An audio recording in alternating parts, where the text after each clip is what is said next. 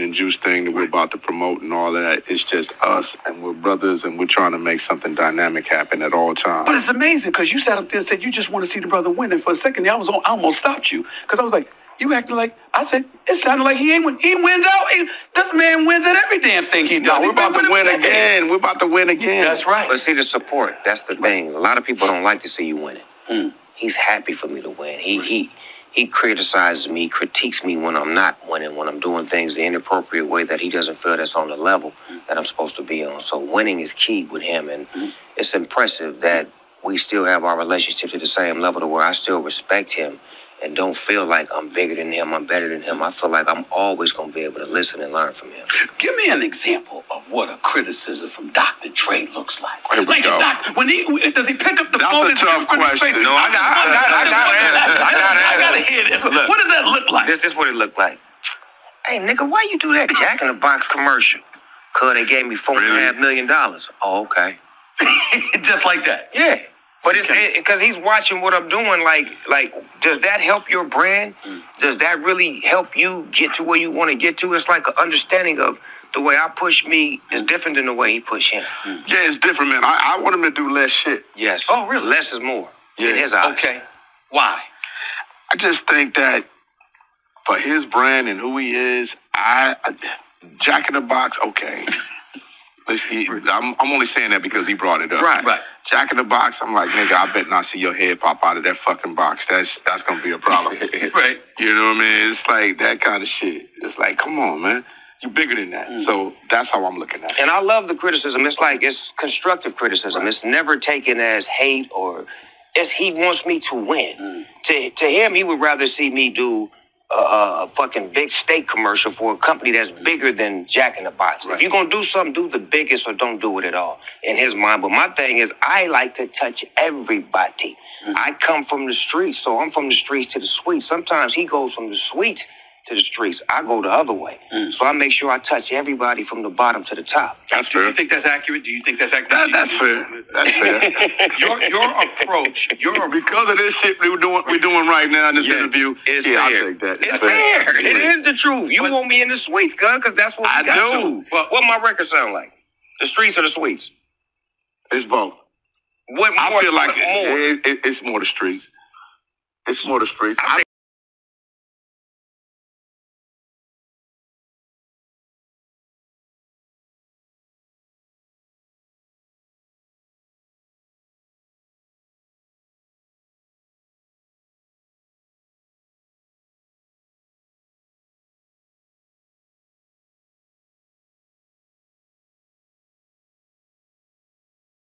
What it do, y'all? It's Coffee on the vid. Back at it, man. And from the suites to the streets to the streets to the suites and everything in between. Snoop really be doing it like that, right? Like I always say, in my opinion, man, I feel like Snoop Dogg is the most famous rapper in all the world, in the universe, ever. And when I say that, I'm not saying the best. We ain't talking about lyricism or rankings as an MC. I'm just saying the most known, the most recognizable. I always say everyone and their mama, hell, a grandmother from a European country who never heard a hip-hop song in her life knows who Snoop Dogg is. And, you know, when they're talking about building brands and less is more, or is more or less, or just, you know, all these different approaches and ideas when it comes to the brand, and is too much watering it down like Dr. Dre's talking about. Snoop is more recognized than everybody. He's done collab with Martha Stewart, which we highlighted in a few videos recently, man, to the point where Snoop just took up for her in some elderly geriatric old white lady beef. He had Martha Stewart's back. You know, backing her up that her character is that of a solid individual. Some lady that used to work with Martha Stewart wrote a book and was taking shots at her. And, you know, she was talking about Martha Stewart moved off to Connecticut and stopped fucking with me. And Snoop backed Martha Stewart's claim, talking about, nah, that ain't how it was. Martha Stewart went to prison for that insider trading. And some people said, oh, let me fall back from her. You know, Martha did that bid. Martha's a convicted felon. I don't want no parts of that. And you know, then try to throw a different reason out there why they got beef. And Snoop was like, hey, that's where I came in. That's where me and Martha linked up. When she came home, I welcomed her from behind the wall, behind the G wall, with open arms. And we started doing business together and prospering together. And it's been nothing but lovely, and it's nothing but love between them. He really shared that like Martha Stewart and him have prospered in such a way that they truly are friends. It transcends what we see on TV. I was pointing this out in the Eminem and 50 Cent video, in the music industry, the entertainment industry, acting, Hollywood, just all this glitz and glamour behind the camera-ish. A lot of those, quote unquote, I'm doing air quotes right now with my fingers, pause, relationships, right, are not real. It's just some old fraudulent behind the camera type vibes. But Snoop was saying him and Martha, they really rock together. And that's what I was saying about Eminem and 50 Cent as well. They're really close. They really got real love for each other and got each other's back. Fifth has always shared, you know, Slim Shady came and got him and put him on when no one would after he got dropped from that Columbia deal. But back to what we're talking about here. What do y'all think about that? Do you guys agree with me and concur with that sentiment that Snoop Dogg is the most recognizable, most famous rapper ever? Like, arguably, that everyone knows him. I mean, we could say Tupac as well. Even people that don't know Nathan about hip-hop know who Pac is, you know what I mean? But Snoop Dogg is just known internationally, globally.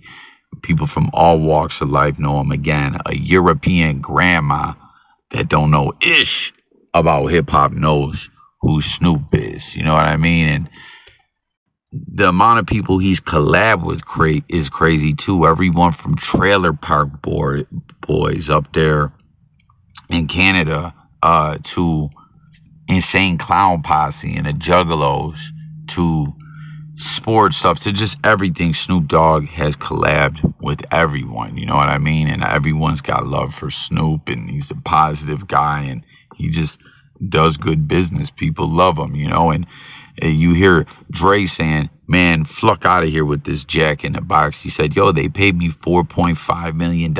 That's a hefty payday. That's a come up. That's some serious cash flow.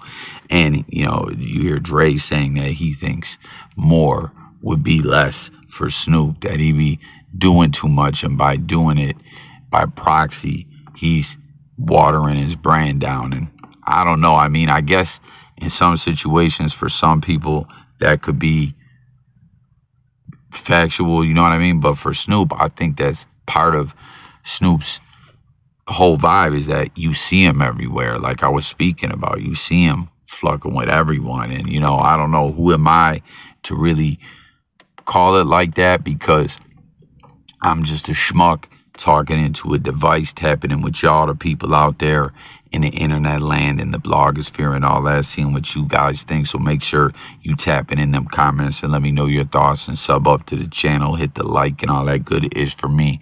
But, you know, who am I to say anything? Let me know what y'all think. But hey, even though we got to point this out, him and Dre are disagreeing on this, right? Like Dre, like I'm saying, what do I know about big business like this? But obviously, Snoop feels that's the way to go. Like, he could do business with damn near anyone. Dre is saying, nah, fall back and do less. You'll water your brand down. And obviously, Dr. Dre is Dr. Dre. He's a epic icon of the game as well. And you see when it's talking about doing business, you hear him talking about the Beats by Dre headphones and all that. That was a big deal that they did, you know what I mean? And they got that gin and juice drink that's up in the stores. I ain't had one yet. Comment and let me know if y'all did. But it seems like coffee don't know everything, but it seems Snoop Dogg's like thought process is the same as mine in this case. So I personally think it's working with him, working for him, you know what I mean, and with him. And everyone wants to work with them, you know. That's another thing when you get out there and bust a move with a lot of people like that. And people know, hey, you can work with that guy. Like, he's good money. Holler at him. He's cool. He's approachable. You know what I mean? Like, he builds bridges.